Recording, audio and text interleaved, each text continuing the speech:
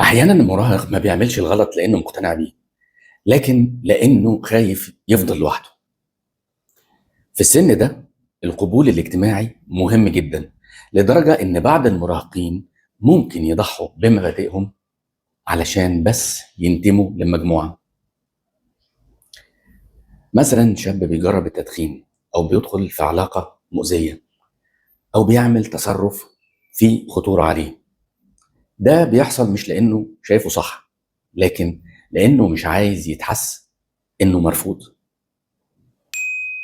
ما تهاجمش أصحابه فورا، واسأله إيه اللي بتحسه معاهم ومش لاقيه هنا. لو الشاب ملقاش الانتماء في البيت، أكيد هيدور عليه مع أي حد وفي أي مكان. سلام.